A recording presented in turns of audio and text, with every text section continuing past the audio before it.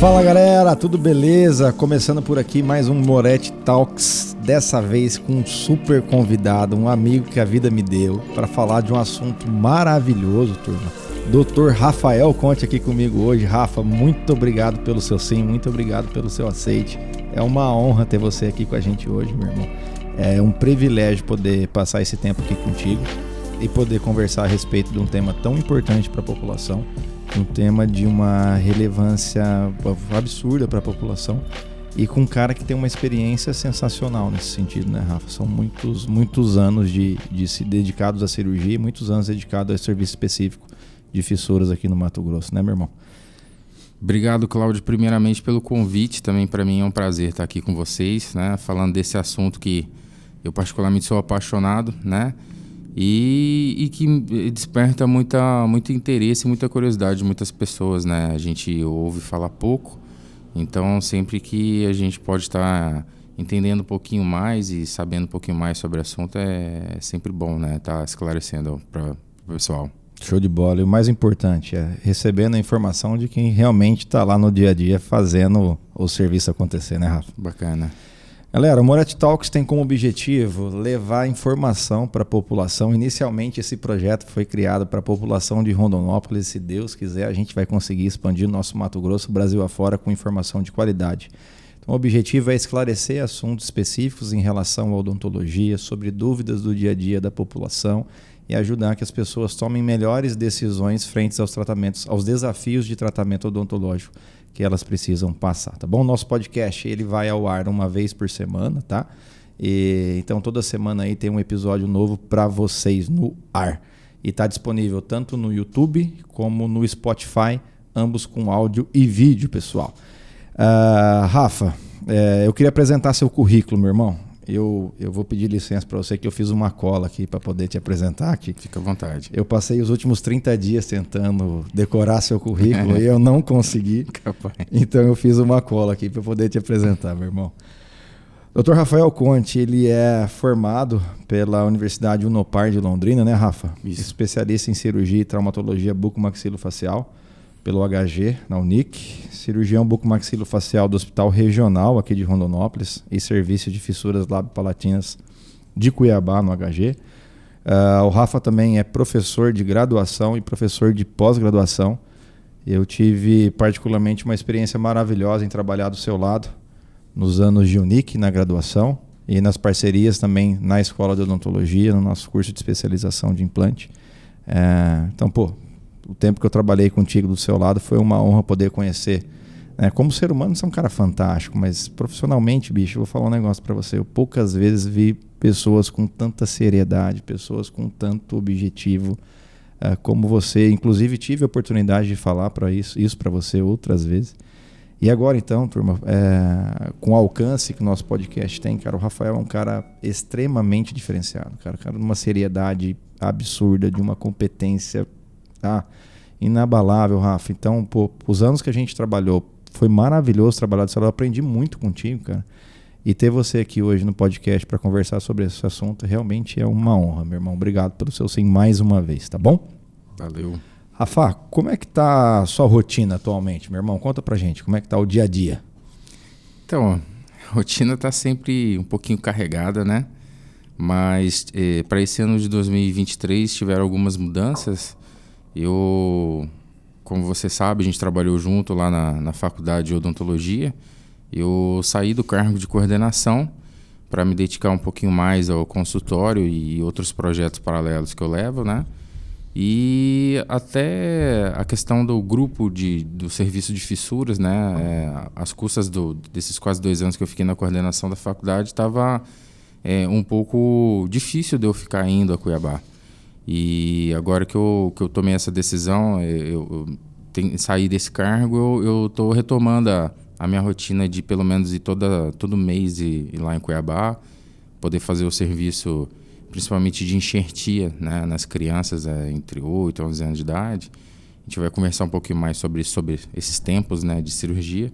Sim. E tenho me dividido, então, a esse grupo de fissuras e consultório, né, levando a nossa vida aqui em Rondonópolis, né, e tentando dar o nosso melhor aí.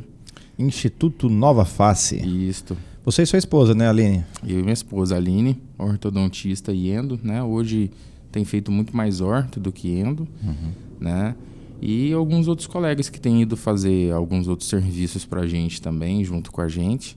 Né, a proposta inicial é porque um consultório, né, chamado de Instituto Nova Face, né, por causa da cirurgia ortognática, né, a gente trabalha muito com deformidade, né, não só os fissurados, mas a gente trabalha com deformidade de face que tem necessidade de correção cirúrgica.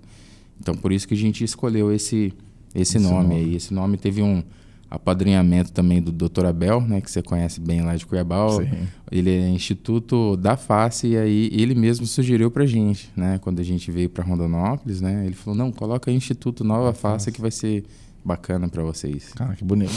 Eu já admirava a logo de vocês e o nome, mas sabendo do link do que tem por trás agora da logomarca, é mais bonito ainda o porquê dos nomes, né, cara? Ô, Rafa, deixa eu te fazer uma pergunta aqui meio indiscreta. Se é assim, você me permite, meu irmão. Diga aí. Quantas cirurgias já relacionadas, independente se for enxertia, fechamento de lábio, enfim, quantas cirurgias já realizadas? Pra turma saber com quem que eu tô falando, cara. Cláudio, difícil mensurar, né? É muito, né, cara? Porque só do serviço de fissuras, né, já são 10 anos. Né? Eu dentro do serviço. Mas antes de eu entrar como cirurgião de serviço, eu já prestava esse serviço, né, junto à residência, né, de bucomaxilo, né? Então eu entrei lá em 2009, terminei ali entre 2011, iniciando 2012 e depois eu me efetivei como cirurgião de fissuras mesmo em 2013 e assim, realmente é difícil mensurar. Eu até um tempo atrás estava querendo fazer um levantamento, né? Até para poder fazer alguma coisa quanto à publicação, né? Para a gente poder fazer um retrospectivo, o que deu certo, o que não deu certo, porque é uma grande curva de aprendizado, né? Sim. Mas a gente deve operar lá eu, pelo menos, meus 20 casos ano, né? Em 10 anos, então tem bastante gente operada. Né? E é legal porque tem bastante gente de Rondonópolis também. Tem, cara? Tem. E como fissura é um tratamento que a gente começa a tratar a criança desde quando ela nasce até seus 18, 20 anos, tem umas criancinhas assim que me surpreendem, porque eu tratei ela quando ela tinha meses, né? E agora que a gente já tem 10 anos aí dentro daquele serviço, né? Às vezes quando você vai para a cirurgia, né? Você lembra da... Não, de repente não tem uma criança, tem quase um adulto ali, né? E você vê o moleque nascer. Ou então criancinhas que eu tratei com 6, 7 anos, 10 anos depois, com 16, cara, é um adulto deitado na maca. Eu olho e falo, ué, mas não era o fulano? Aí você pega o prontuário, não, mas é o fulano. Aí você olha e fala, caramba, cresceu, passa, né, cara? É verdade. Aconteceu esses dias, eu fui para fazer um enxerto no guri, e a última vez que eu tinha feito intervenção nele, ele tinha, sei lá, 12 anos. Agora ele estava com 17, né? Com tamanho de homem, cara. Aí eu olhei, eu não reconheci. Eu falei, não é fulano, não. Não é sim, pode ir lá. Vai que é ele. Aí eu fui, olhei o prontuário e falei, cara, é ele, é o guri. É um homem. Passa rápido, né, cara? Passa muito rápido. Bonito essa história de se olhar para trás, cara, e ver. Eu faço essa comparação para mim num tratamento reabilitador, cara. Às vezes você faz um tratamento lá, independente de qual seja, mas você vai passar 5, passar 10, passar 15 anos, você fala, pô, o trabalho tá inteiro lá ainda. E o trabalho que eu fiz realmente modificou a vida daquela pessoa, né? Então, se olhar para trás e falar assim, pô, peguei dessa forma aqui, fiz esse tipo de intervenção e hoje, 10 anos depois, pô... Olha o jeito que tá, olha, né? O jeito que tá. E eu ainda poder continuar ajudando essa pessoa, né, cara? E o fato de eu morar em Rondonópolis e ir a Cuiabá, em algum determinado momento, isso pesou para mim, sabe? Você sabe, a gente vem para Rondonópolis, a gente quer investir no nosso consultório, na nossa imagem, etc, etc. Então, você ficar saindo de Rondonópolis, indo a Cuiabá, para alguns dias de consultório. Hoje a nossa estrada ela tá boa, antigamente ela não era nem duplicada, então assim a gente tinha uma certa era um investimento muito grande, pessoal e profissional, a gente sair, né? Sim. E algumas vezes eu conversei com a minha esposa, ela falou, olha, acho que você vai ter que repensar, você tá dando... Porque a gente nunca foi lá por dinheiro, na verdade, né? Eu continuo nesse serviço pelo amor ao serviço. Foi o serviço que me treinou. Ou seja, tudo que eu sei operar hoje foi esse serviço que me deu a oportunidade. Então, assim, eu estou lá fazendo a minha parte para que esse serviço nunca pare. Para que sempre tenha pessoas fazendo aquilo, ensinando outras pessoas a fazer aquilo que um dia eu estava lá e me ensinaram. Mas uma vez ela falou, olha, acho que você vai ter que repensar, né? Tá ficando cada vez mais difícil, né? E todas as vezes que eu cheguei naquele serviço pensando em conversar com os superiores, falar, olha, não tá tendo mais condições de eu vir, etc e tal. Cara, sempre, né? Eu lembro, eu tenho uma paciente que o nome dela é Andressa, né? E eu comecei a tratar ela com... Ela foi a minha primeira cirurgia que eu fiz lá no serviço. Então ela tinha uns 8 aninhos. Eu trato dela até hoje. A menina agora tá com 18, né? Caraca. E eu lembro que numa dessas vezes que eu estava bem desanimado, e aí eu cheguei, eu falei, fui daqui até lá, trabalhando meu psicológico, falando, não, hoje eu vou chegar, eu vou pedir a minha saída e vou me despedir de todo mundo. Cara, eu cheguei nesse ambulatório, essa menina tinha uns 12 anos na época.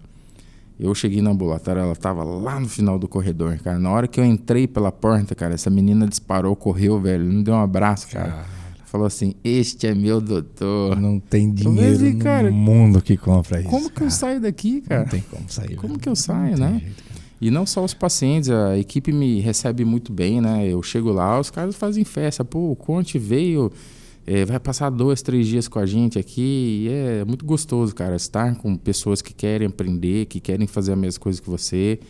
E a gente acaba servindo como inspiração para outros, né? Então é uma coisa muito positiva. Isso realmente não tem dinheiro que pague, né? Então a gente faz com muito gosto mesmo. Esquece a estrada, esquece os perrengues, esquece o consultório. A hora que você vê essa recompensa. Gervásio esteve aqui comigo na última gravação, cara. Gervásio também contou que ele estava encerrando a carreira de... Mas nessa fala, encerrei, mas com uma vontade de voltar, porque tá me fazendo uma falta. Faz falta. Aconteceu a mesma coisa comigo quando eu desliguei da graduação, sabe, cara? Eu tive agora em Natal para um curso, foi uma relação muito bacana, sabe? É um amigo que eu fiz dentro da implantodontia, o Alberto Gurgel. Albertão, um abraço para você, cara. Vai vir aqui em Rondonópolis mês que vem pra gente fazer uma outra troca de experiência. O Alberto recebeu um grupo de Londres, há 4 anos ele faz isso. O pessoal de Londres vem fazer um treinamento, ele dá a parte teórica do curso lá em Londres, e aí o pessoal vem fazer a parte cirúrgica aqui no Brasil. E aí o Alberto conseguiu amarrar esse curso, são 5 dias, ele trouxe a galera da graduação junto. Então a galera cuidava do paciente no pré e no pós-operatório, montava as mesas cirúrgicas. O pessoal que vinha de fora entrava já operando, então aproveitava o tempo do pessoal também. E eu fui ali dar um auxílio para ele no sentido de fazer a coisa rodar mesmo e tal. E aí eu falei, cara, olha essa engrenagem, quanta troca que acontece aqui dentro, cara. Os caras vêm aqui levar um pouco de experiência nossa, de técnica. Pô, a gente aprende com o que os caras fazem lá fora, a graduação assistindo tudo aquilo e interagindo com aquilo. O paciente sendo tratado e tendo sonho realizado ao mesmo tempo, cara, discussão de nível científico.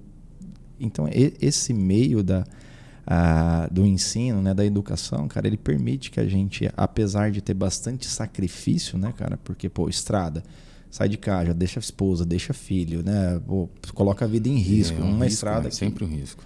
Mas a hora que você chega, a esse abraço aí, que você fala, caraca, esqueço tudo e realmente vale a pena, né, cara? Vale muito, vale a pena. Vale muito.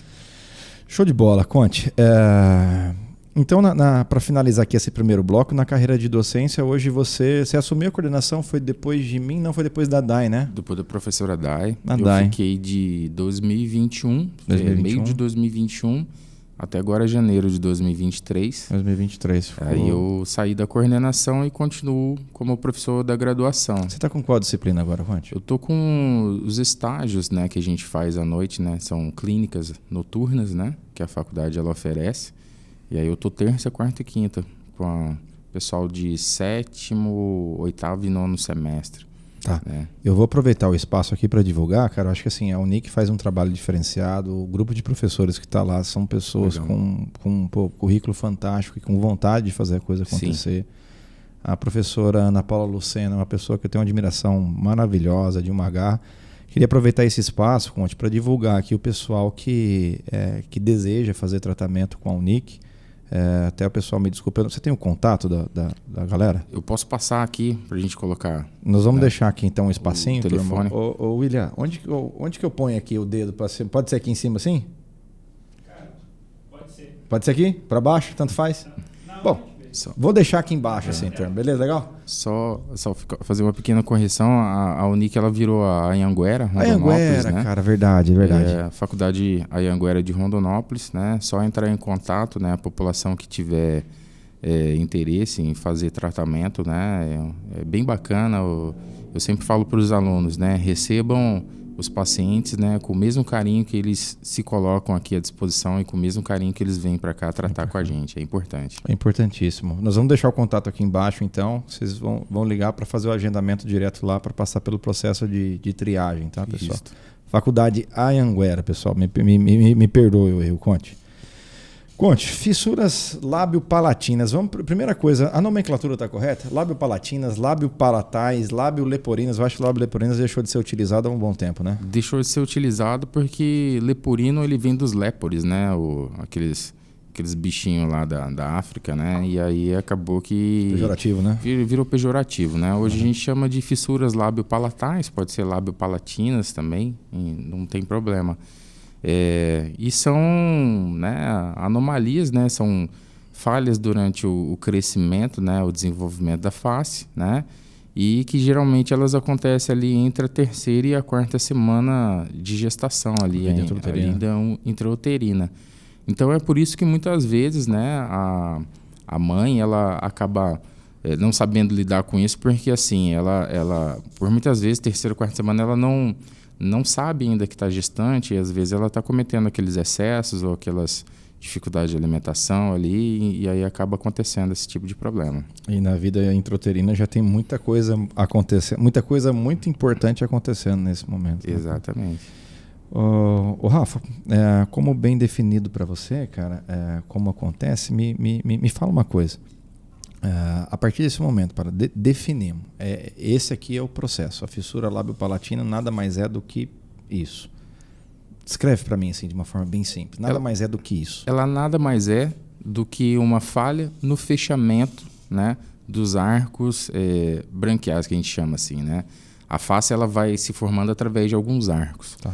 Nesse período ali de 3ª, 4ª semana, ocorre uma falha nesse fechamento. Justamente na hora de fechar a face na frente. Como se fosse o lado direito e o lado esquerdo. Exatamente. Perfeito. Por isso que pode dar uma falha. Que ela pode ser de um lado e ela pode ser dos dois lados também.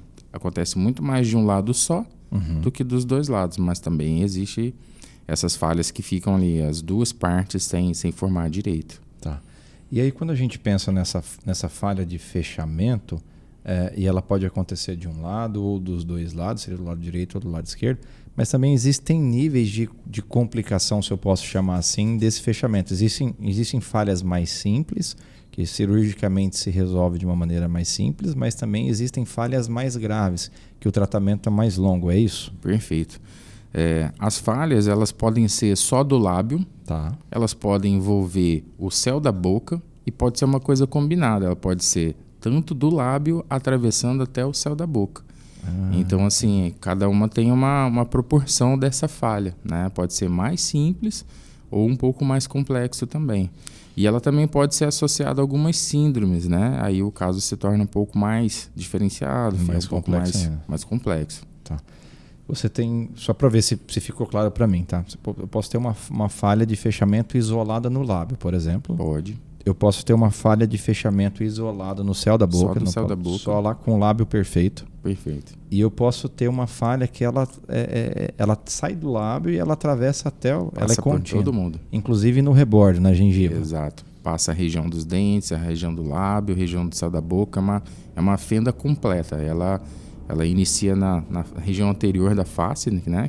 Seria o lábio. Certo. E ela vai fendando, né? Ela vai fazendo uma fenda uma abertura até lá atrás. O que acontece com o rebordo, com a gengiva, que os dentes que estão no caminho ou deveriam estar no caminho dessa fenda, Rafa?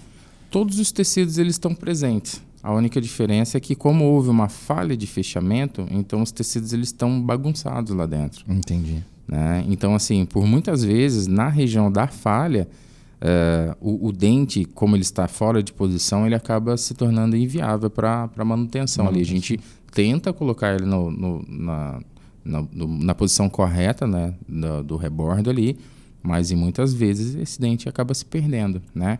Até porque, dependendo dessa falha, né, entre lábio e céu da boca, a gente tem uma contaminação muito grande do nariz com a boca. Então, ali se torna um tecido um pouco mais inflamatório e, por muitas vezes, tem perda de dentes ali. Essa falha, então, inclusive, ela pode romper ali o assoalho da cavidade nasal e existir uma comunicação entre cavidade bucal e cavidade nasal. Sim, quando ela é completa, quando ela passa lábio, rebordo dos dentes, céu da boca, ela vai estar comunicando. Automaticamente tem essa comunicação. A cavidade nasal com a cavidade bucal. E esse é o grande desafio da cirurgia de fissura labiopalatal, a gente isolar a cavidade nasal da cavidade bucal, para que uma pare de contaminar a outra. E isso acontece, então, nos casos que são mais complexos. São. Show, entendi. Rafa, e qual que é a principal, ou quais são as principais causas para a gente falar para a população? Basicamente, é por isso que acontece esse tipo de fissura, por exemplo. Quais são as principais ou a principal?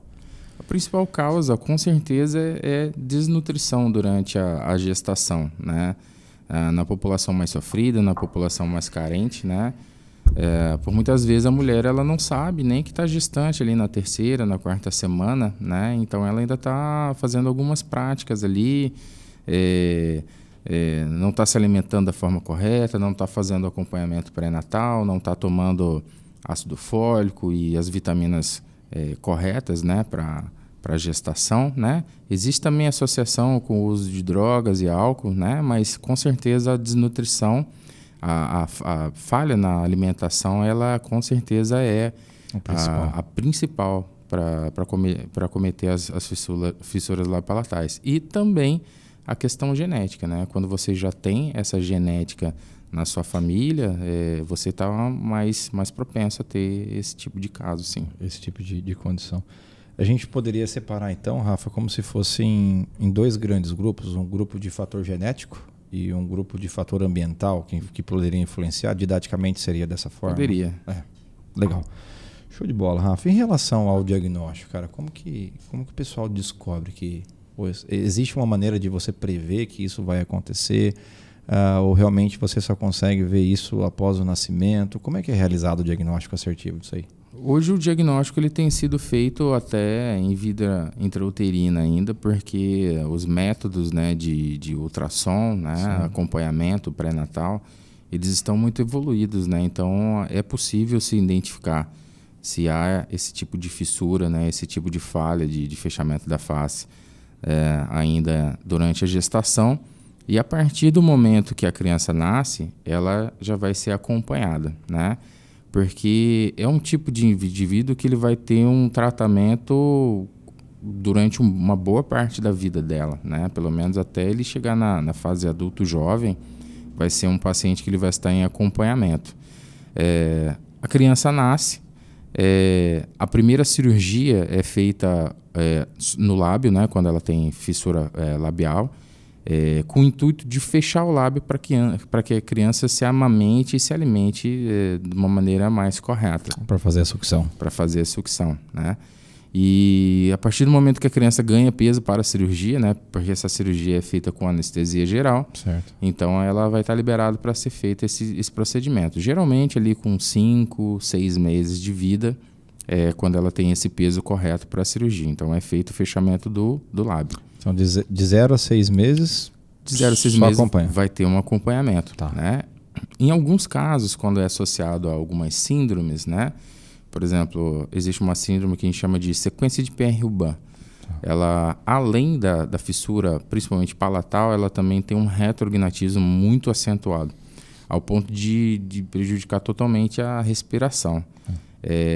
Nesses casos, às vezes a gente antecipa ali com 3, com 4 meses de vida, a gente já instala expansores na mandíbula para forçar o crescimento, porque a mandíbula é muito pequena. Uhum. Então ela se engasga, ela não respira, então a gente instala uns dispositivos na mandíbula para forçar esse crescimento. Para melhorar essa relação da mandíbula com a face, né? Mas essas síndromes, né, graças a Deus, elas são uma grande minoria, né? O paciente com fissura lábio-palatal, ele acaba seguindo esse nosso protocolo, né? Com 6 meses ele vai fechar o lábio, com 1 ano e 2 meses é feita a cirurgia de palatoplastia, é feito o fechamento do céu da boca, né? E aí, a partir daí, ele vai ter o acompanhamento de todos os especialistas, né? O odontopediatra, durante o crescimento da face, o ortodontista, fono, fisioterapeuta, geneticista, pediatra, enfim. Esse acompanhamento, então, durante toda essa trajetória desse paciente é um acompanhamento multidisciplinar, então? Multidisciplinar, né? Principalmente de psicologia, né? Que é importante para a criança e também para a família, né? E aí a criança ali, quando ela está entre os seus 7 e 11 anos de idade, né? Que a gente brinca, né, na odontologia, chama fase do patinho feio, né? Que é quando a gente está tendo o desenvolvimento e rompimento dos nossos caninos, né? E aí, como já foi feito o fechamento do lábio, foi fechamento do céu da boca, agora é a hora que a gente precisa enxertar o osso naquela região da fissura. Está tudo fechado, mas ali dentro ainda tem um grande buraco. Tá. Né? Só fechou com tecido mole. Só fechou com tecido mole. E aí que a gente precisa entrar com os enxertos que a gente chama de alveoloplastia ou palatoplastia secundária, certo. Né? Que é justamente nessa fase que eu mais trabalho, né? E aí a gente precisa colocar osso naquela região onde tem essa falha para que esses dentes, o ortodontista consiga colocar em posição para que eles sejam viáveis para a vida inteira. Certo. Tá? E aí a gente já, durante esses 10 anos aí de serviço, que eu estou no serviço, né? O nosso serviço lá, ele tem 19 anos, né? Foi iniciado pela professora Kátia Serafim Tavares, né? Queria até mandar um beijão para ela, um abraço, né? Ela hoje não está mais à frente do serviço, hoje o serviço ele está sendo chefiado pela doutora Yolanda, né? E toda a equipe, né? Mas quem foi a precursora lá foi a doutora Kátia Serafim. Você conhece ela foi também. Foi minha professora de graduação. Da faculdade. Ela, né? E a Yolanda, cara. E a Yolanda e o professor Henrique Laboisieri, que é um cirurgião plástico em Cuiabá, né? E ele, durante muitos anos, se dedicou lá ao serviço, né? E... Enfim. Rafa, eu queria deixar... tanto a professora Kátia como a professora Yolanda, elas foram minha professora de graduação. E na época eu era menos comprometido com a odontologia do que eu sou hoje, quando eu era aluno, cara. Sabe o que acontece, cara? Na época, eu acho importante a gente ressaltar isso. Na época, isso foi muito bem frisado. E eu acho que, às vezes, até a população de Rondonópolis e do Mato Grosso não tem noção da qualidade do serviço que é prestado dentro do Hospital Geral, cara. O serviço do Hospital Geral hoje de fissuras, pessoal, se ele não é o número 1 do Brasil, né, Rafa? Ele é um dos primeiros serviços do Brasil de qualidade. Ele é referência em cirurgia de pacientes com fissura para o Brasil inteiro. Tô certo ou não tô, Rafa? Tá certo. A gente tem uma referência maior, né, que começou há mais tempo, né? É o Centrinho em Bauru. Né? Quem inicializou foi o Dr. Gastão. E durante um momento existiu uma política de centralização. Então todo mundo, de todas as partes do Brasil saíam, né, e iam tratar lá em Bauru. Chegou um determinado momento que acaba que não tem condições, tem agenda, de uma instituição só receber todos os pacientes do Brasil. E aí iniciou uma ideia de descentralizar, né? Então foram criados alguns polos, né, no Brasil, distribuídos no Brasil para tratamento de fissura lábio-palatal. E hoje o serviço de fissura lábio-palatal de Cuiabá, que é realizado no Hospital Geral lá em Cuiabá, ele é referência, né? Principalmente na nossa região, né? A gente recebe pacientes de muitas regiões aqui do norte e centro-oeste, né? E, cara, é impressionante. Às vezes aparecem adultos já de meia idade, 50 e poucos anos, com o céu da boca totalmente aberto. Caraca! Sabe, aquela pessoa que já passou 40, 50 anos, né? Não teve diagnóstico. Não teve diagnóstico, não teve para onde pedir ajuda, né? Não teve tratamento e a gente ainda recebe pacientes assim. E né? opera, Rafa? Opera. Fecha. Com mais dificuldade. Mas, na sua mão tem certeza que fecha. Não é isso não. É difícil, cara. É difícil porque assim, quando você... Eu operei uma pessoa de 40 e poucos anos semana passada. Tô falando que fecha, pô. Só que assim, quando você tá com uma criancinha de 1 ano e 2 meses, os tecidos estão todos ali molinho, né? Querendo crescer e vai crescer. Essa criança, ela vai ter 1 ano e 2 meses, ela vai ter um seu surto de crescimento e vai passar pelos 10, 12 anos de idade, etc. Agora, quando você tem um adulto, né, que já não cresce mais, você já tem presença de dentes com lesão, com cárie, né? Doença periodontal instalada, aí a brincadeira fica um pouco mais difícil, né? Já tive complicações em casos assim, né? Mas assim, não tem o que fazer. Você tem que fazer a palatoplastia, tem que operar e tem que dar uma melhor qualidade de vida para esse paciente. Mas o mais importante é que nem você falou, é um tratamento multidisciplinar, né? Ele não depende só de cirurgia, ele tem vários tipos de acompanhamento. Várias vertentes. Né? O tratamento de fissura palatal, ele tem 3 tripés, né? As 3 especialidades que são mandatórias no tratamento. A primeira é a cirurgia plástica, né? A segunda é fonoaudiologia e ortodontia. Então é orto, porque vai acompanhar todo o desenvolvimento da face, a fono, porque precisa acompanhar e driblar as dificuldades de fala e respiração desse paciente. E a cirurgia plástica, né? Como chefiando todas as cirurgias reparadoras, né? Tanto as cirurgias de bucomaxilo quanto a cirurgia de queiloplastia, que a gente chama a cirurgia do lábio. Show de bola, Rafa. Deixa eu pensando no pessoal que está assistindo a gente agora, cara, em 2 possibilidades. Primeiro, aquela mãe que está com um bebê no colo agora assistindo a gente, que não teve a oportunidade de ter o diagnóstico de vida intrauterina e ela está precisando de ajuda agora. E numa segunda possibilidade, um paciente de 55 anos agora, que ele nem imaginava que isso era um problema, porque ele não tinha tido esse diagnóstico anteriormente. Hoje, dentro de Rondonópolis, qual que é o caminho para esses 2 perfis de pacientes conseguirem o tratamento?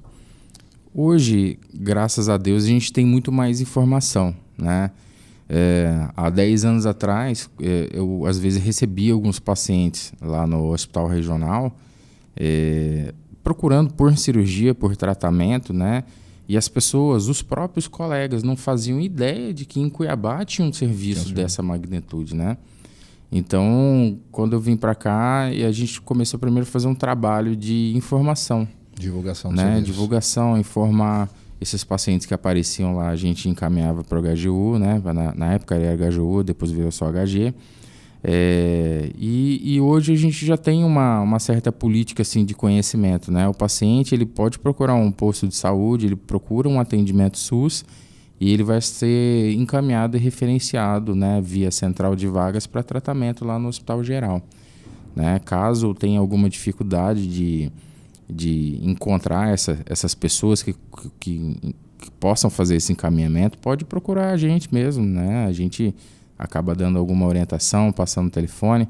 Depois também passar o telefone do ambulatório lá do... Podemos deixar aqui o telefone. Da doutora Yolanda, do Hospital Geral. Você põe pra gente daí, William, fazendo um favor? Legal, show de bola. Quem tiver algum parente, algum conhecido, né, que tem esse tipo de deformidade, quiser entrar em contato direto lá com o serviço, também é interessante que as meninas conseguem fazer todo um direcionamento de quem procurar para conseguir essa vaga lá.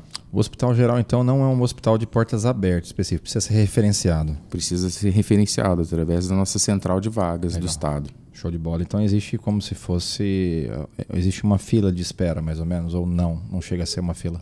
Hoje a gente praticamente zerou as filas, né? Legal, a gente tem fila para cirurgia, né? Mas assim, para atendimento inicial, diagnóstico, não. É uma coisa muito, muito rápida. Hoje é bem rápido.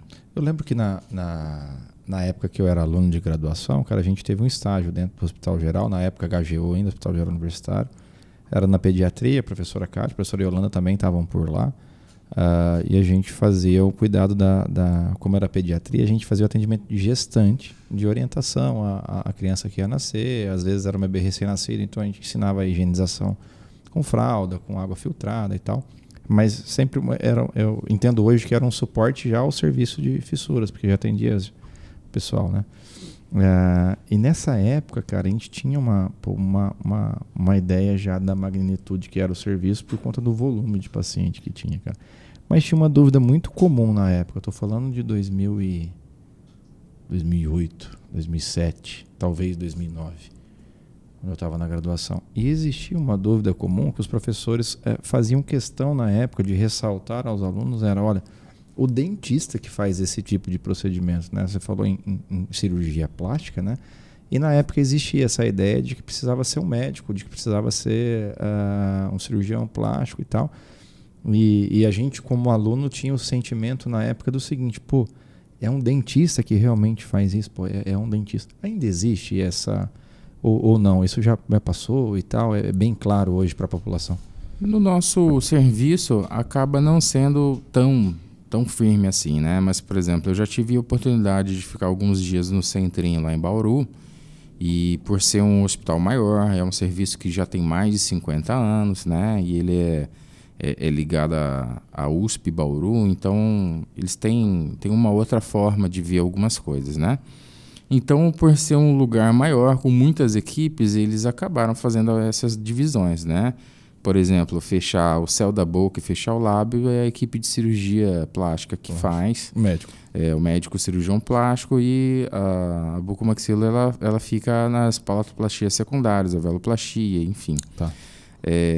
No nosso serviço aqui, né, quando eu era residente, o nosso chefe maior do serviço era o Dr. Henrique Laboisière, que é um cirurgião plástico. Mas ele, durante muito tempo, ele ensinou a gente a fazer todos os procedimentos, né? Hoje, eu sou bem sincero, assim, por mais que eu sei fechar lábio, mas eu não é uma cirurgia que eu gosto tanto de fazer. Sente confortável? É uma cirurgia extremamente delicada, tá, né? E a gente brinca, a gente fala que fechar lábio é a mesma coisa que fazer cirurgia de nariz, né? Você tem que acertar na primeira. As reoperações, aí já custa a estética do paciente, né? Então, eu gosto muito de fazer palato, né? Mas o meu foco mesmo no serviço é fazer as alveoloplastias, né? Criar osso para dar sequência no crescimento da face desse paciente, né? Até durante um tempo a gente teve um problema com a região onde era tirado o osso, né? Uhum. Antes a gente tinha como área doadora a crista do osso ilíaco, ou seja, o osso da bacia, né? O problema é que criancinhas de 8, 9 anos, às vezes a gente vê uma criança de 8, 9 já é um gurizão. O problema é que às vezes a gente vê aquele gafanhotinho, né? Às vezes é uma criança de 8 anos pequenininho, né? Magricelinho, né? E aí que a banda começa a tocar mais difícil, né? Sim. Como que você vai tirar o osso da bacia daquele gafanhotinho, daquela criancinha pequenininha, né? E aí a coisa ficou muito mais difícil, né? E aconteceu uma coisa interessante que nesse meio tempo a equipe de ortopedia, né, que fazia essa remoção desse osso para eu fazer o enxerto lá em Cuiabá, a equipe toda foi trocada, houve uma reorganização lá no serviço do HGO, etc. E aí a equipe nova olhou e falou assim, cara, não vou tirar o osso do quadril desse pequenininho aqui não, tá doido? Né? E aí eles, barraram as nossas cirurgias de remoção de crista ilíaca para fazer a reconstrução.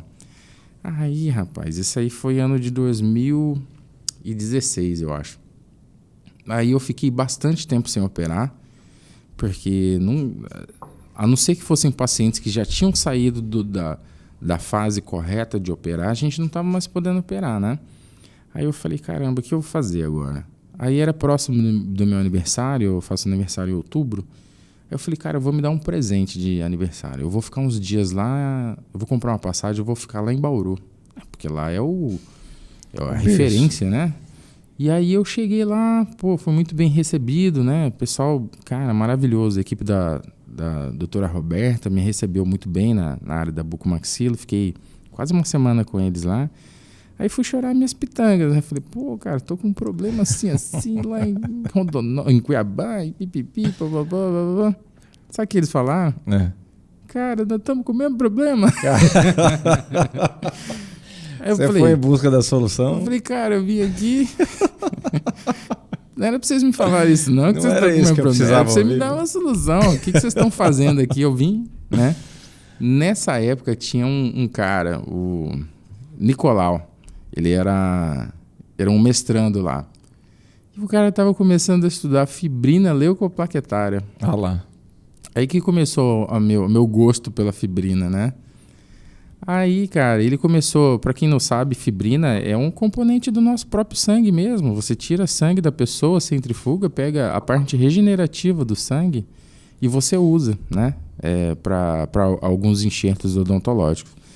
Aí o cara começou a trabalhar com isso, aí eu comecei a ver o pessoal se animando com isso, eu estava começando ainda a fazer uma pesquisa e tal. Eu falei, cara, eu vou estudar isso aí.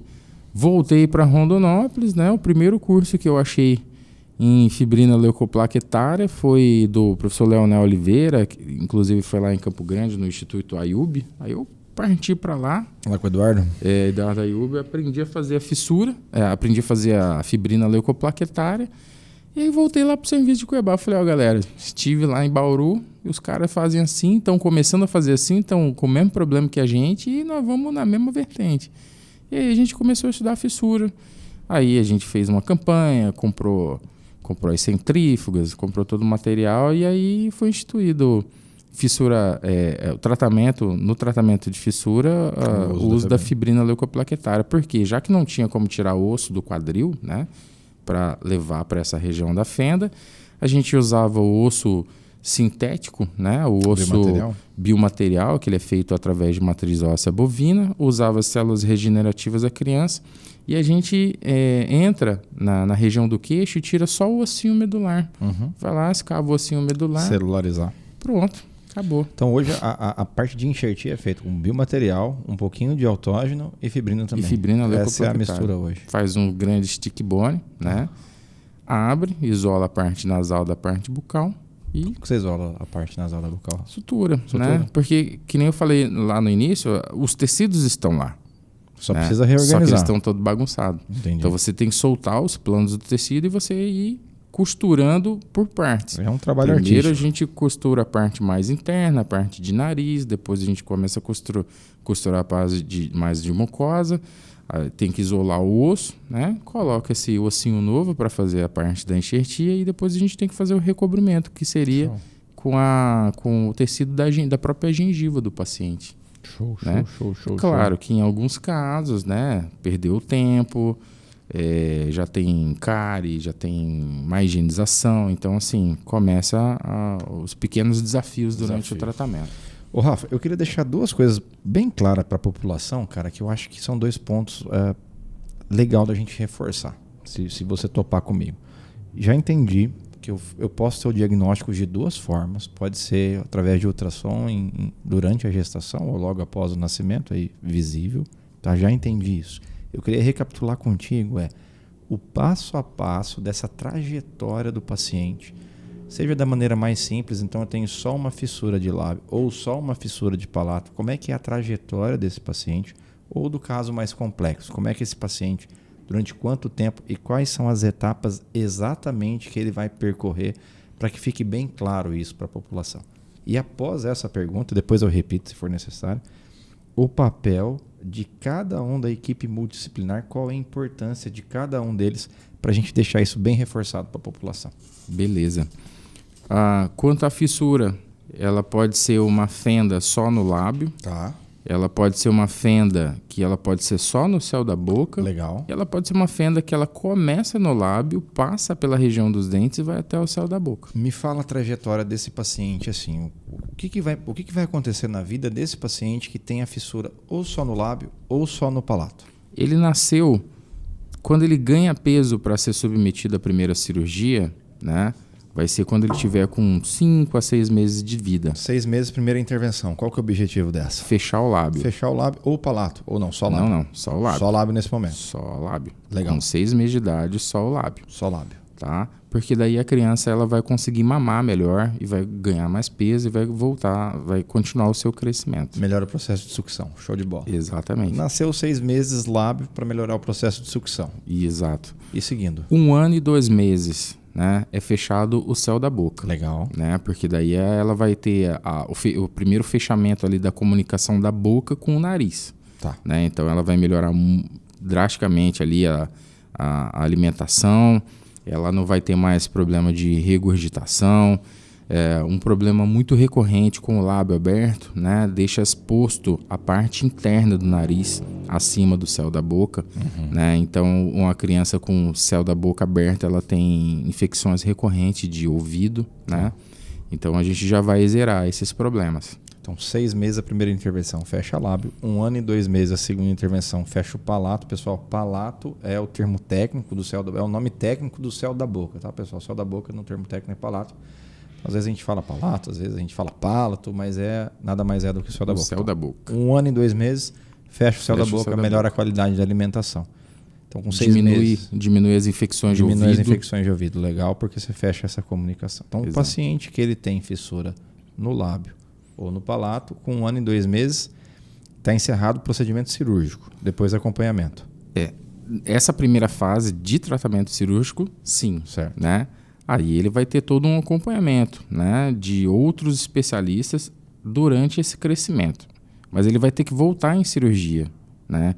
Ele vai ter que voltar para a cirurgia entre 7 a 11 anos de idade. Tá.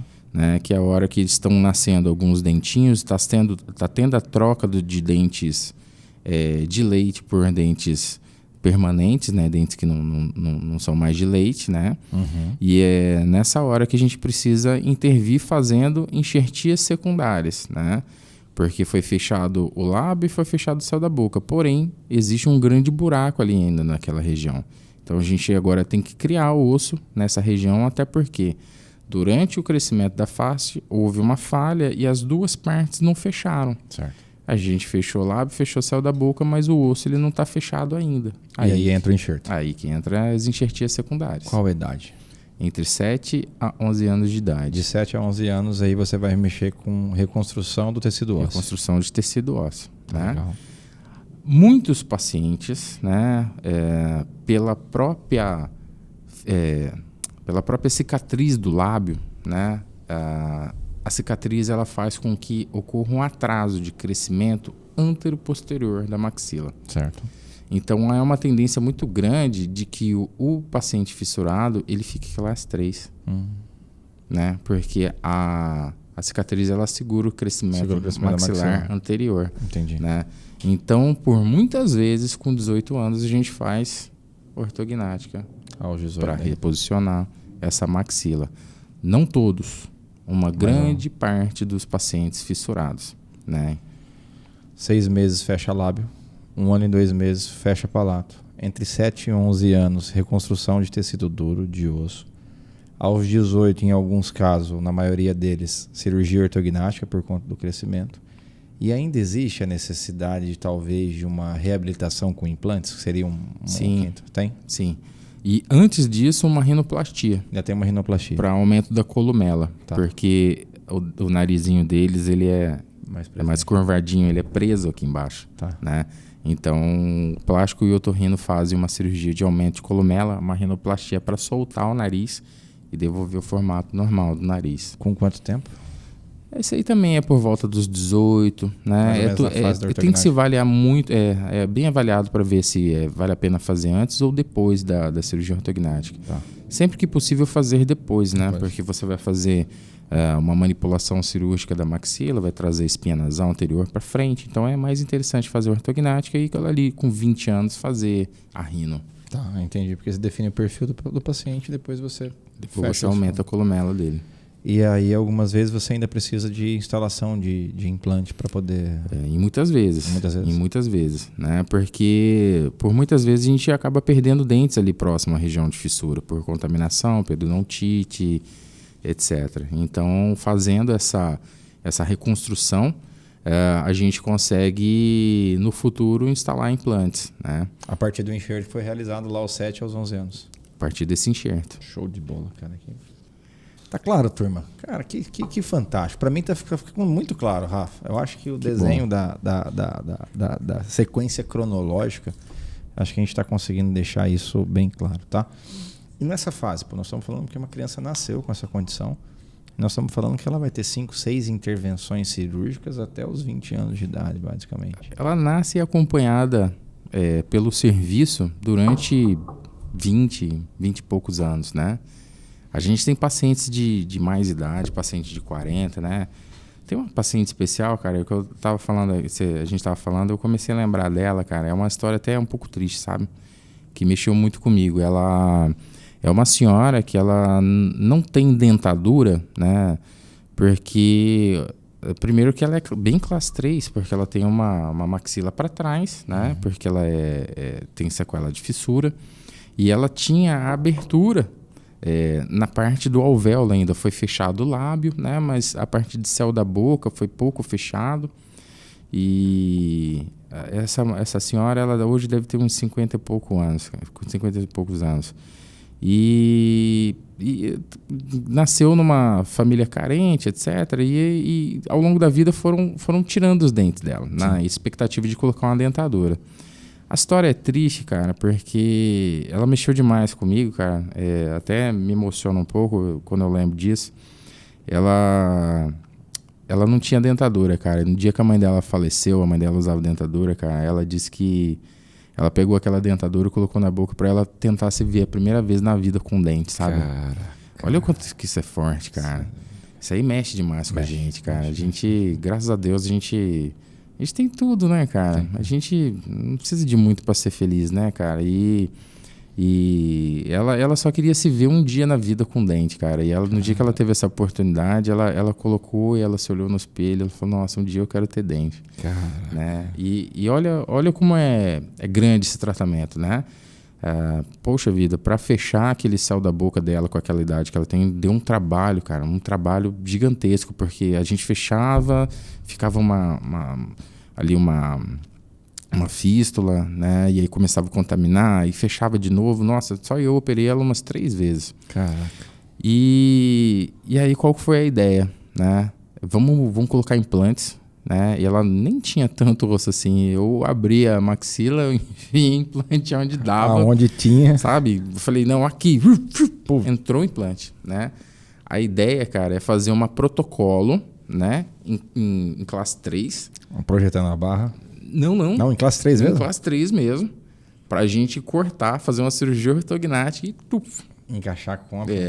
E a gente ainda está nesse desenvolvimento, né? Eu já fiz os implantes, está sendo confeccionado esse protocolo em classe 3, né? E o próximo passo a gente vai soltar aquela maxila e trazer para frente. Ela vai vir toda aquela maxila? Provavelmente não, tá cheio de fibrose. Ela já fez várias cirurgias, então não é um tecido que consegue vir para frente e ficar perfeito, né? Mas eu coloquei como objetivo pessoal dentro daquele serviço. Eu falei, cara, eu quero, tanto eu quanto ela quer ver dente ali naquela boca ali. Cara, que legal. Eu quero ver, cara. E no dia que a gente conseguir finalizar esse caso, a gente vai ficar muito feliz, cara, porque é uma pessoa que mexeu com a gente, né? Publica, pô. Vamos publicar. Publica esse caso, cara. Vamos publicar, vai ser legal. Esse caso aí vai dar muita vontade de mostrar para as pessoas. Sim, pô. A diferença, né, que faz na vida dos outros. Além da diferença, cara, porque você pensa assim, pô, são, vai lá, 22 anos de tratamento, cara, e às vezes tem pessoas que não conseguem se manter motivada durante esse período todo, e eu não sei se existe ou não um certo índice de desistência ou de abandono de tratamento durante o percurso, mas um caso desse publicado, mostrando todos os desafios que passaram, cara, e pô, olha esse resultado, cara. Isso com certeza motiva mais gente a continuar buscando, a continuar na luta, entendeu? Publica, pô, publica. Esse apontamento que você fez da desistência, cara, é relevante a gente comentar sobre isso, porque o maior fator da desistência é a falta de condição. Sério, cara. Né? É a falta de condição de você parar o seu serviço e sair lá do Nortão, ir para o Cuiabá para fazer o tratamento, né? visando isso, né, o serviço ele é parceiro de uma ONG chamada Smile Train, né, que é uma ONG internacional, e ela faz justamente esse custeio. Ela custeia o paciente da hora que ele sai de casa, e ele vai até o hospital geral, né, e ele dá o suporte quando não é possível ficar numa casa de apoio, né, do Estado. Ele faz esse custeio para que o paciente ele tenha condições de sair da sua localidade e fazer esse tratamento. Trabalho importante. Então é uma ONG internacional que a gente participa, né? Todas as cirurgias a gente tem que fazer relatório do que foi feito, precisa fotografar todos os passos da cirurgia, porque a gente entra numa estatística internacional. Porque o Smile Train ele não trabalha só no Brasil, ele é a nível mundial. E a ideia do Smile Train é fomentar a ciência. A gente tenha mais dados, né, para que a gente possa publicar mais artigos em cima das fissuras labiopalatais. Então, ele dá esse suporte. É uma via de duas mãos. A gente passa toda a informação das nossas casuísticas e eles fazem esses custeios, né? Eles ajudam financeiramente esses nossos pacientes a chegar até a gente. Cara, eu imagino assim, de documentação fotográfica e prontuário, o que tem de riqueza de dados lá dentro? Tem bastante quantos anos de serviço, Rafa? Vai para 19 esse ano já. Imagino. E tem muita publicação. Eu lembro que na época que eu estava no mestrado, cara, a boa parte das publicações que saíram da dissertação e doutorado era tudo da revisão de A gente, aos pouquinhos, está crescendo, né? Achei interessante você falar que ali nos meados de 2008, 2009, quando você estava na faculdade, era a graduação que dava esse suporte, né? Nossa. Na parte de odontopediatria, né? Dentística, pério, etc. Hoje já existe uma residência multiprofissional. Caraca, que bacana, cara. Né? Então, eu não assim, sabia disso. Além de ter residentes da cirurgia bucomaxilofacial, existem residentes da odontologia hospitalar e PNE, pacientes com necessidades especiais. São 2 meninas da odonto por ano, né? Então são 2 anos, são 4 ao todo da odontologia.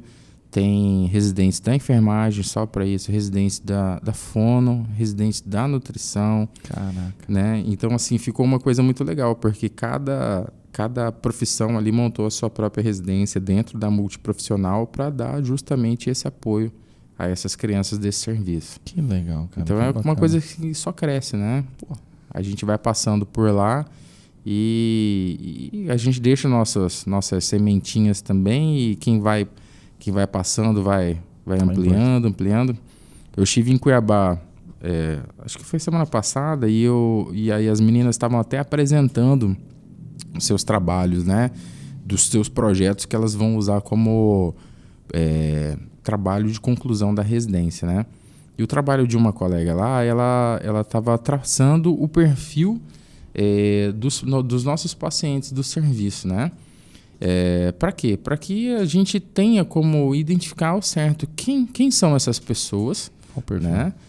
Da onde elas vêm, né? Até para a gente poder fazer mais parcerias, né? Poxa, a gente percebeu que, nossa, tá vindo tanta gente de tal lugar, vamos ver se a gente consegue facilitar alguma coisa, ver se a gente consegue um parceiro, prevenção, uma campanha, palestra, né? Tentar direcionar um pouco mais, né?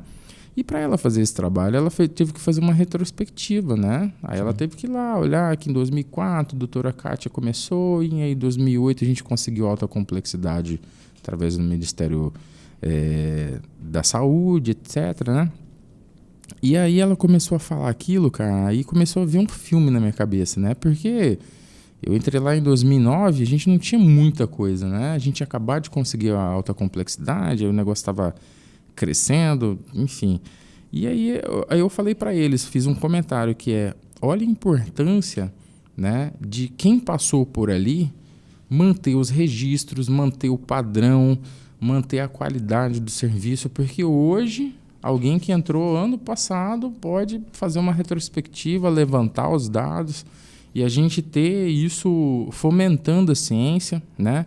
Hoje a gente tem a parte da pós-graduação, né, mestrado e doutorado em odontologia pela Unic, lá atrelada ao HG, com o professor Alexandre Borba, né, olha o tanto que a galera produz em termos de artigos, né, e trabalhos científicos voltados para essa, principalmente para essa região, né, para esse tema, né, das fissuras labiopalatais. Então, eu vejo que assim era um serviço pequeno e aos pouquinhos está crescendo, e eu quero ver daqui a 30 anos, né, quando o serviço estiver com 50 anos, igual o Centrinho quando eu vi quando ele estava com 50. Né, a gente com N laboratórios diferentes, com uma casuística bacana, com levantamento de dados, enfim, eu acho que a gente tem tudo, né, para que chegue nesse ponto. Tem, sem dúvida nenhuma. Eu acho que a semente que você está plantando, eu acho que é o fator principal, cara. A gente precisa de pessoas, né? As pessoas precisam de pessoas interessadas, precisam de pessoas comprometidas, precisam de pessoas dispostas a fazer e a ensinar a fazer o serviço também, né, para que isso se perpetue. Uma hora você não vai estar lá, mas todas as pessoas que você confiou e você delegou e que você incentivou vão dar sequência e é isso que faz o serviço chegar com 30, 40, com 50 anos, mas é essa disponibilidade que você tem hoje, né, de você poder passar isso à frente. Então, sem dúvida nenhuma, sempre teve pessoas com esse perfil como você, e com certeza você é um grande formador de pessoas com esse perfil, porque a gente atrai as pessoas aqui, a gente traz para próximo as pessoas que têm perfis próximos e que querem os mesmos objetivos. Né? A gente acaba inspirando, né? A gente acaba inspirando, de certa forma, eu concordo contigo. Esse ano eu tive a felicidade, né, de uma aluna aqui da graduação que me acompanhou no consultório um tempo, né? Agora ela está lá no HGU. Olha que coisa boa, fazendo. Quem que é? Vamos mandar um beijo para ela. É a Jaque, lembra da Jaque? Pô, tá lá? Cara, passou na residência de odontologia hospitalar e PNE, tá lá. Que bacana, Jaque, parabéns. E aí, olha a nossa faculdade do fruto, cara. A gente está inspirando. Que bacana, show de bola. Rafa, eu queria ver um ponto novo contigo aqui, cara, a respeito do ponto de vista político mesmo, tá? Inclusão social. Os pacientes que têm essa condição, existem políticas específicas do ponto de vista de município ou estado, né? Para esses pacientes, existe algum tratamento diferenciado, alguns direitos que talvez as pessoas não conheçam e que deveriam conhecer?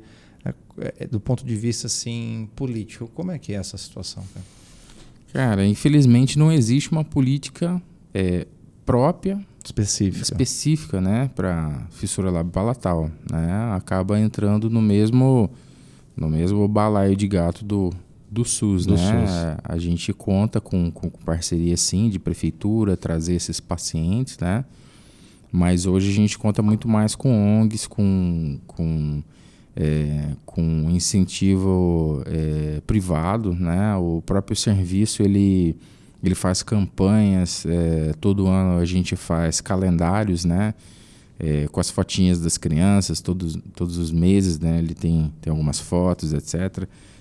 A venda desses calendários, o HG também ele é bastante parceiro nesse ponto, fazendo campanhas, né? Na época da Covid, que estava tudo parado, né? As lives, houveram bastante empresários fazendo live legal, e dedicando ali uma parte da renda, né? Para o nosso serviço lá. Então, enfim, Braseiro também entrou. O Braseiro também, cara? Também entrou na campanha. O último Braseiro, eles foram bem bacanas e fizeram uma grande parceria com o serviço e fizeram uma grande doação. Enfim, é um pouquinho de cada um, né? Todo mundo fazendo um pouco, né? Agora, quando a gente fala em algumas políticas, né, tem uma coisa interessante, um dado interessante. A pessoal da FUNAI, né, o índio que está mais próximo da gente, que hoje ele já é bem civilizado, ele está presente, né, na sociedade, mas aquela população indígena um pouquinho mais escondida, afastada, né? Eles ainda têm uma crença de que crianças que nascem com deformidade, elas têm Que ponto bacana. Um demônio, né? Tem. Não sei se seria a palavra correta falando demônio, mas talvez uma entidade atrelada à criança, né? Tem essa, eu não vou me lembrar agora qual que é, mas existem etnias específicas que tem isso. Exato. Né, cara? E é quando a criança nasce, cara, infelizmente, sacrificam a criança, né? Então, assim, mas o pessoal da FUNAI, ele já tem um certo conhecimento disso e eles são guerreiros, cara. Porque quando aparece uma criança de origem indígena com fissura labial, cara, você tem a certeza, essa é a guerreira até para estar viva. Muito, né? Para chegar até no serviço. Com certeza alguém botou essa criança debaixo do braço e correu. E correu muito, né? Correu muito e fugiu de lá, não voltou mais. Cara. Né? Então, tem essas coisas culturais, né? A gente não pode criticar, porque é cultura, né? Mas também são coisas que dá dó, né? Rafa, às vezes eu me pego pensando assim, cara, pô. E é comum, cara, a gente leva uma rotina pesada, o dentista ele trabalha bastante, e a gente tem, infelizmente, o hábito de se queixar muitas vezes, né, cara? Mas você para e pensa, olha uma história dessa. Cara, mas você pega um problema que eu acho que é um problema que eu tô... Cara, não é nada perto do que as pessoas passam, né, cara? Você pega quanto que não tem que desafiar para tirar uma criança dessa de uma aldeia, da onde quer que esteja, o percurso que tem que fazer, e aí lutando contra a sua origem, cara, contra uma cultura para você poder salvar e tal. Aí você olha para os seus problemas e fala assim, pô, cara, eu não tenho problema. Não, né, tem. Cara? Não, a gente não tem. Problema, realmente. Não tem. A gente tem... Tem uma frase que diz que existe os obstáculos e os problemas, né? Obstáculo é aquilo que nós temos, né? Hoje você acordou, de repente teu pneu estava furado, você fala, caramba, nossa senhora, meu pneu está furado, vou ter que trocar, aí suja a mão, tem que voltar em casa, lavar a mão, talvez trocar a camiseta, porque você ficou suado pra caramba trocando o pneu. Isso é só um obstáculo, né? Isso aí a gente dribla, né? Isso não é um problema. O problema é quando você tem um problema de saúde na família e o negócio é irreversível, né? Ou quando você tem uma criança, né, como essa, né, que a própria política, né, cultural de onde ela nasce não te aceita e quer eliminar ela, né? Então, para ela viver, com certeza o custo foi muito maior, né? O problema é uma senhora que deseja um dia se ver com dentes, né? E isso é problema, né? Nossos não são os problemas, não são, cara. São obstáculos. Eu tenho estudado um pouco sobre isso, sobre mentoria. Eu comentei algumas outras vezes. Tem um cara que eu descobri nesse caminho que eu tenho uma admiração especial, cara. Esse cara chama Joel J. E ele nem sabe que eu gosto tanto dele assim, mas ele tem uns pensamentos que eu acho que fazem sentido com os meus princípios, sabe, cara? E ele fala basicamente assim, pô, tudo começa na qualidade do seu pensamento, cara. Quando você vai pensar, você tem duas formas de pensar. Por exemplo, o pneu furado. Você pode pensar isso de maneira positiva ou de maneira negativa, cara. Se eu pensar de maneira negativa, eu vou para esse lado. Pô, meu pneu que furou, vou ter que fazer isso.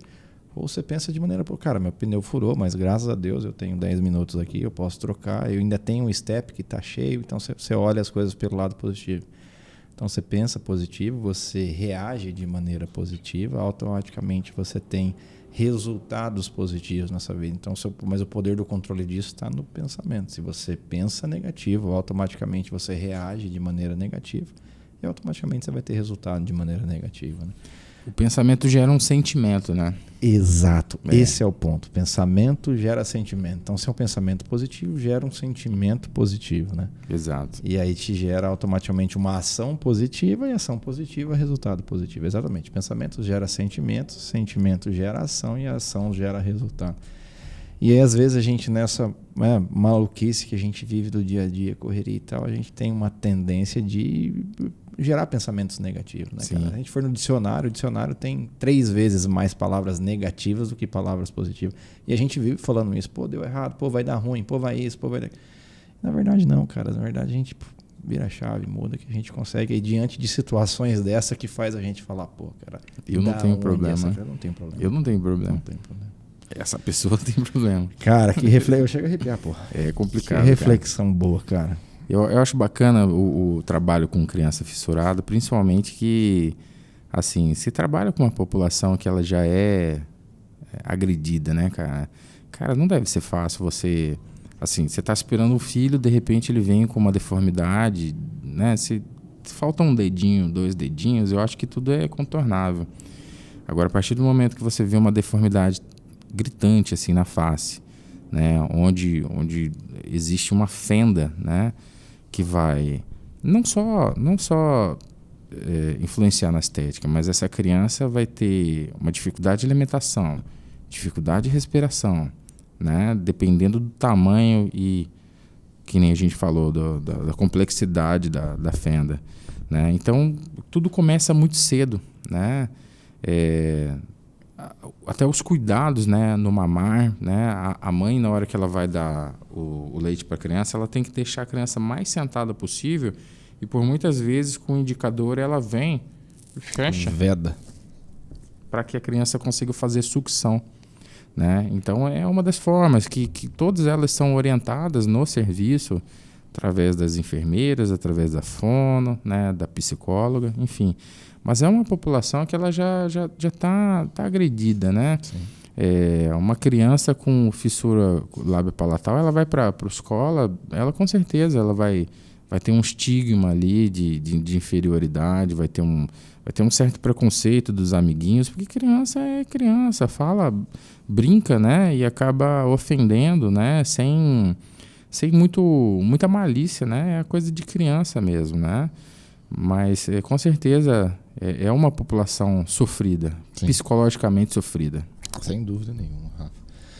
Ô, Rafa, eu gosto muito, sempre antes da gravação de podcast, eu gosto de fazer uma pesquisa a nível de rede social mesmo, para saber o que a galera tá com dúvida, cara. O que a galera tá pensando, o que é mais comentado sobre esse tema nas redes sociais, quais são as principais dúvidas. Então eu faço essa pesquisa, como o objetivo é levar informação para a população, então minha ideia é falar assim, deixa eu sintonizar, o que a galera tá falando, o que a galera tá tendo com dúvida, para a gente ser mais incisivo em cima disso, sabe? Então eu trouxe aqui para a gente algumas perguntas exatamente sobre o que mais está sendo conversado nas redes sociais, tá? E a primeira delas, top one, assim, de que é mais a maior dúvida da galera nas redes sociais, é exatamente como que é feita a alimentação desse bebê. Como é que ele se alimenta, se ele tem essa fenda, se o lábio não está fechado? Quais são as dificuldades e as dicas, inclusive, para que essa alimentação possa ser feita da melhor maneira possível? Bacana. Existem as técnicas, né? As técnicas que, desde quando a criança nasce e é feito esse acompanhamento lá no serviço, as meninas vão estar treinando a mãe, né, para poder auxiliar nessa amamentação, né? Dessa forma, não deixar a criança muito deitada, porque quando a criança ela tem uma comunicação entre a parte do nariz e a parte da boca, qualquer coisa que ela estiver engolindo, às vezes pode ir para o canal errado. Sim. Né? Em vez dela descer para o estômago, pode descer para o pulmão, ela acaba aspirando aquele leite, e aí a complicação é grande, né? Pode virar uma pneumonia, né? Pode virar óbito, né? Dependendo do caso, né? Então é feito alguns treinamentos, né? A mãe, ela principalmente usa o indicador, né, como forma de puxar o lábio da criança para que vede um pouco mais, né, e ela consiga fazer essa amamentação, né? Por muitas vezes tem que se tirar o leite do peito, né, e dar em mamadeiras que tem um bico mais longo, que chegue mais na região posterior. É também feito dessa forma, né? Mas é possível fazer a amamentação no peito, né? É possível. Tá. Quanto mais natural possível. Principalmente nesses 6 primeiros meses. Exato, é importante, né? Sempre melhor. Criancinha ganhou peso, já vai para cirurgia. Já vai para cirurgia e fecha. Para fechar, para ela continuar o seu crescimento normal, né? Porque o lábio aberto, ele incomoda demais a criança. Né? E quando é bilateral, ou seja, quando é dos dois lados, né, aí que é mais difícil ainda. Porque além de ter uma fenda, a criança ela tem 2 fendas no lábio. Então fica até difícil para a mãe poder fazer esse fechamento para conseguir fazer essa sucção normal.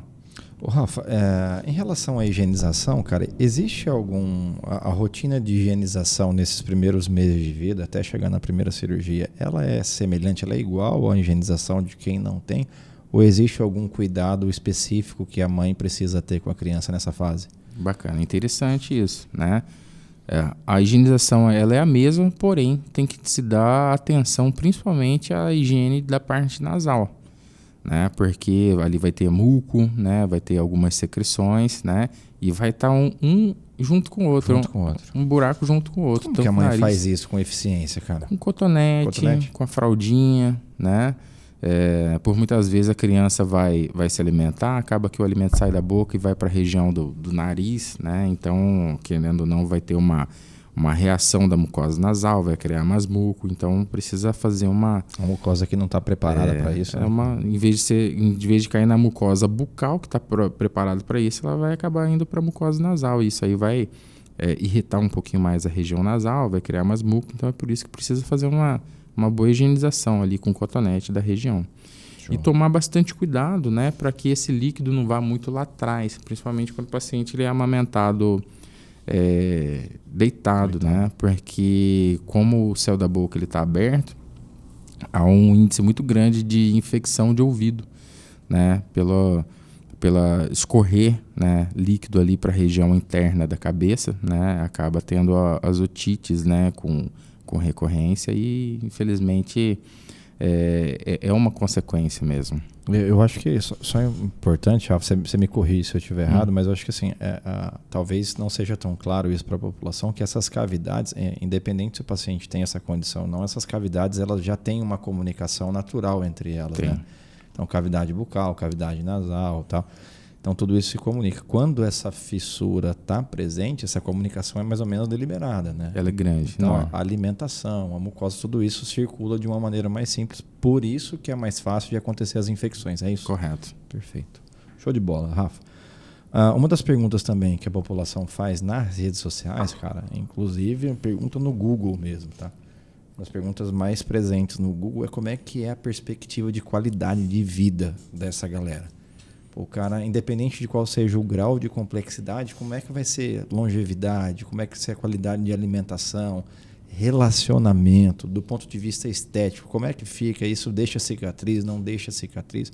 Como é que está esse aspecto de qualidade de vida, Rafa? Quando a criança ela inicia cedo o tratamento para fissura, né, as sequelas elas são mínimas. Legal, né? Cara. É claro que também depende da complexidade, né? Quando é um caso unilateral, ela vai ficar com uma cicatrizinha. Quando é bilateral, ela já vai ter uma cicatriz maior, o nariz ele vai ser mais preso, né? Uhum. Mas, fazendo todos os passos do tratamento, a gente consegue suavizar bem essas sequelas, né? O problema é quando o paciente ele não tem diagnóstico na idade correta, e aí ele vai fazer o tratamento fora de tempo. E aí esse tratamento fora de tempo que vai ter maiores sequelas e vai ter maior dificuldade da gente conseguir reverter, principalmente a questão estética, né? Entendi. A questão funcional a gente consegue trabalhar bem, né? A gente tem bastante técnicas e tem bastante treinamento para... Não vai deixar o paciente 100%, mas deixa o paciente numa situação favorável na questão funcional. O problema é realmente a questão estética, né? Por causa das sequelas, né? Por causa das cicatrizes, sequelas, as próprias cicatrizes dificultando o crescimento anterior da face. Enfim, precisa ser tudo trabalhado. O pessoal pergunta, Rafa, se é possível, cara, prevenir a fissura, cara. Existe alguma maneira de prevenção para fissura? Cara? Eu acredito que não. Não tem como, né? Porque é do desenvolvimento. É um atraso do desenvolvimento. Não teria como você falar assim, pô, se eu fizer isso ou aquilo, eu consigo... Talvez seria nos fatores que o ambiente influencia. Eu acho assim,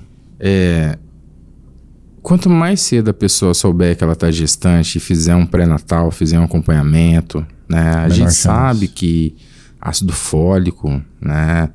Ele é muito importante no crescimento fetal. Então, assim, eu acredito que a única forma de prevenir seria os cuidados corretos com a gestação. Com a gestação. O problema maior é que como é muito novinho, né? Como é terceira, quarta semana, às vezes a mulher ela descobre que está gestante com 2 meses de gestação, 1 mês de gestação, ou seja, já passou da terceira, quarta semana.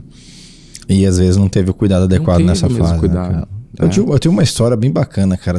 Eu não vou citar nomes aqui, mas é uma pessoa que eu gosto muito, cara. E aí, pra todo mundo que fez faculdade com a gente, vai saber de quem que eu tô falando. Ela é minha parceira de dupla, cara, de faculdade. Já entregou, já. Mas não vou citar nomes. Um beijo pra você, que eu não vou citar nome. Cara, ela disse a festa de formatura, cara. Ela deitou e rolou na festa de formatura e aí ela descobriu logo na sequência que ela tava grávida, cara. E aí foi aquele choque. Nossa, cara, bebi tudo aquilo na formatura, dancei, escorreguei, caí. E graças a Deus é uma criança linda, maravilhosa. Hoje não aconteceu nada, mas é mais comum que a gente imagina. Não, aconteceu, também não vou falar quem, você conhece. Mas um dia tava eu, minha esposa e esse casal de amigos lá em casa, a gente tomando uma cerveja e dando risada. E já tinha tomado algumas, né? Aí, uns 4, 5, 9. Por aí. E de repente, conversando, falando de filho, né? Aí ela virou pra ele e falou assim, e minha menstruação tá atrasada, hein? Só que ela já tinha tomado umas e ela falou, minha menstruação tá atrasada, tipo, 1 mês, mais ou menos. Aí ficou aquele silêncio, assim. Aí, tipo, sabe quando um olhou pro cara do... Não é possível. Você não tá grávida, não. Você tá de brincadeira, não. Tava grávida. Tava, cara. Então, assim, como é muito no início, né, terceira ou quarta semana, acontece. Acontece, cara. Acontece. Ainda não está fazendo acompanhamento, ainda não está fazendo o uso correto de vitaminas, ácido fólico, etc. Então, o meio de prevenção seria, quanto mais cedo possível, descobrir a gestação e fazer acompanhamento pré-natal correto. Correto. Né? Agora, o que eu poderia fazer para prevenir? Não, acho que só isso. Show. Ô Rafa, fechando esse bloco de perguntas do pessoal, da galera da rede social, cara, eu vou caminhando pro final aqui. Eu sempre gosto no final aí, mas é oportunidade minha mesmo de aproveitar a sua presença aqui, tá? Toda a sua experiência, seu conhecimento. E eu gosto sempre de preparar uma pergunta no final, mas é para aprendizado meu, tá? Então eu queria saber contigo mesmo, do ponto de vista genético, né? Se existe... ou qual é a interação desses genes que afeta basicamente a expressão que leva até esse tipo de condição. Ou se a ciência é clara a esse ponto de, é exatamente esse tipo de interação que leva... Ou se não, talvez esse dado não seja tão claro, mas eu queria usar da sua experiência e conhecimento seu para esclarecer essa dúvida minha. É bem complicado, né? Quando a gente pensa em genética, existem sim as síndromes que elas levam a esse tipo de problema também, né? As síndromes que elas têm associação com fissuras labiopalatais.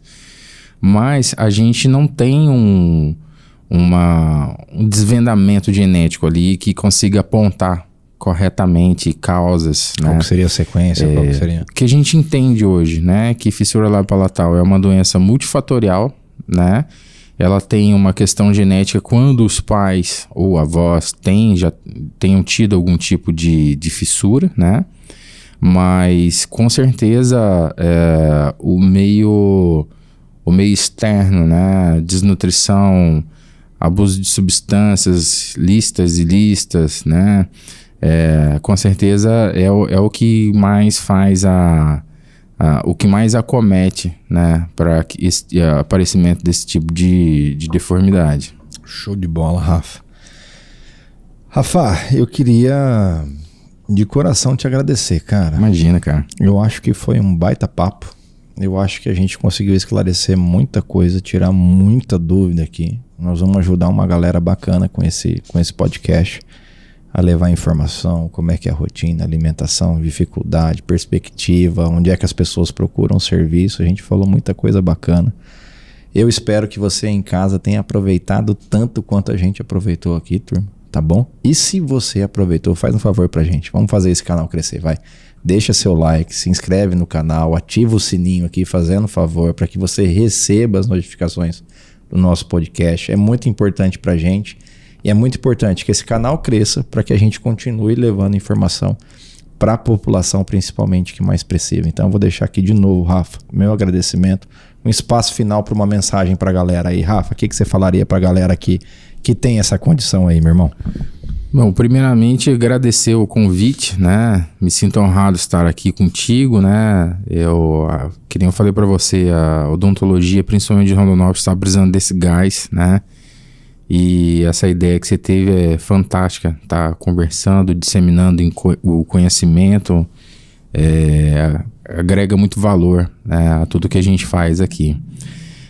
Quanto ao paciente com fissura labiopalatal, né, primeiramente para as mães, né, quando recebem uma criança com esse tipo de deformidade, né, não entrar em desespero, né, a gente trabalha incansavelmente para a gente driblar essas sequelas, né, e eu vejo que hoje na odontologia e na medicina muita coisa já é nova e já está muito mais atualizada, então a gente acho que só não dá jeito para a morte, né? Essa é a grande realidade. O resto a gente consegue trabalhar muito bem e driblar as sequelas, né? Perfeito, talvez não fique, né? Mas a gente consegue dar uma qualidade de vida, uma estética favorável, né?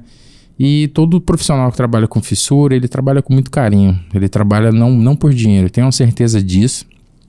A questão financeira não é o que move a gente fazer esse tipo de serviço, é a questão pessoal mesmo, é a entrega pro próximo, sabe? E é muito gratificante trabalhar com esse tipo de paciente, então a gente acho que não desiste nunca por causa disso, né? Então se você tem algum parente, algum conhecido que tem esse tipo de sequela, não se desespere, tá? Faça os acompanhamentos, né? Apenas siga todas as recomendações da equipe, né? Que vai dar tudo certo. Show de bola, Rafa. Maravilha, cara. Eu deixo um recado final, pessoal. Esse episódio vai estar disponível no YouTube, tá bom? Também vai estar disponível no Spotify. No Spotify, essa equipe fantástica que tá a gente. Obrigado, Rock Filmes, pessoal que tá aqui com a gente, que é responsável pela produção. Nós conseguimos, inclusive, Dudu, um abraço para você, meu irmão, que tá produzindo aqui pra gente também. Conseguiu inserir o nosso episódio com vídeo no Spotify. Eu não sabia que isso era possível. Então o episódio número 1 já tá no ar, tá bom? E a gente libera o link nas redes sociais. Tanto eu como o Rafa, a gente, quando tiver no ar, tá bom? A gente libera o link chamando vocês para assistir. É isso, Rafa? É isso. Meu irmão, espero que a gente tenha outros projetos juntos. Inclusive aquele projeto da banda que a gente deixou de lado.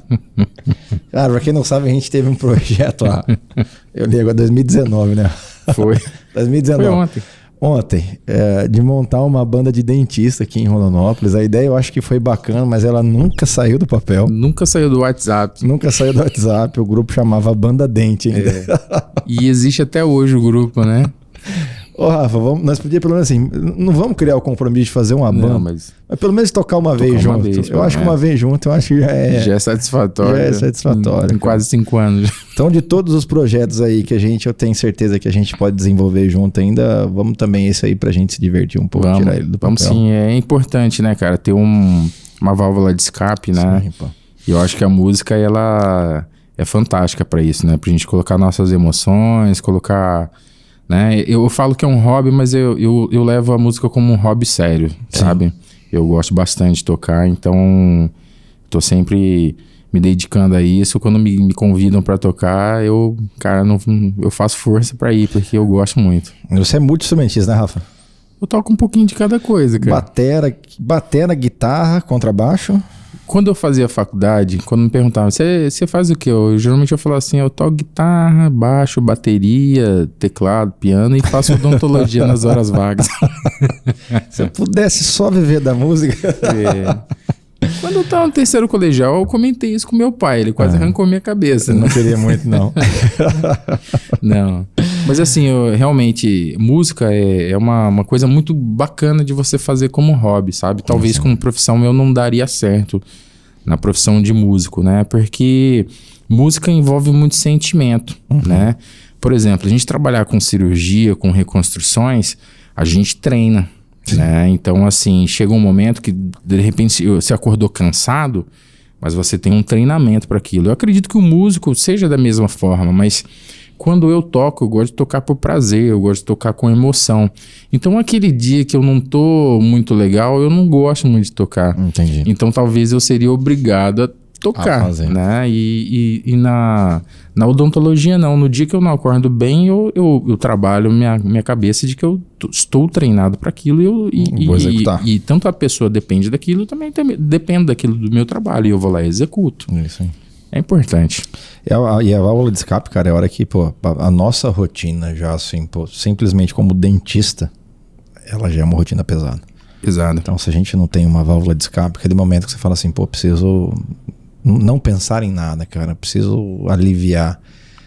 O que tem sido pra você a música, pra mim tem sido o tênis, cara. O tênis é um momento que, assim, eu comigo mesmo, eu me desafiando, eu com o meu objetivo, eu onde o meu corpo aguenta chegar, aonde minha idade permite eu ir, né? Pô, qual meta eu quero bater com aquilo. Então, é o meu desafio comigo mesmo. E é importante que a gente tenha essa válvula de escape. Tem que ter. Galera, o Rafa, eu tinha essa impressão. Eu acho que é importante eu falar isso. O Rafa é um cara grandão. Mete quanto, Rafa? 1,88. 1,88, cara. O Rafa é um cara tão sério que você transmite isso na sua aparência, cara. As pessoas têm um pouco de medo, né? Exatamente. As pessoas têm um pouco de medo, cara. E assim, pô, a minha impressão quando eu não te conhecia era exatamente essa. O Rafa é meio cético, meio sério e difícil relacionamento, cara. E depois que a gente se aproximou, pô, eu descobri uma pessoa profissional, o seu resultado chega antes de você, então inquestionável. Pô, o seu resultado, ele é um nível altíssimo, então eu não tô falando disso. Eu tô falando de ser humano, cara. Coração que tá aí dentro. Quando a gente se aproximou e a graduação fez isso com a gente, eu fui descobrindo o ser humano que você era, cara. Pô, da família que você vem. Então, para mim, foi sensacional poder, além de conhecer o seu lado profissional, me tornar seu amigo e conhecer um pouco mais do cara que mora aí atrás desse ogrão grandão aí de cara bravo. Mora um ser humano fantástico, turma. Então, Rafa, mais uma vez, velho, obrigado. Obrigado por estar aqui. Espero que a gente tenha novos projetos junto. Esse foi, turma, o nosso episódio número 4 com o Rafael Conte, o Dr. Rafael Conte, sobre fissuras labiopalatinas, lábio-palatais. Em breve em todas as plataformas. Rafa, mais uma vez, obrigado, fica com Deus, um beijo, equipe, valeu, um abração, turma, até no próximo episódio. Show! Valeu!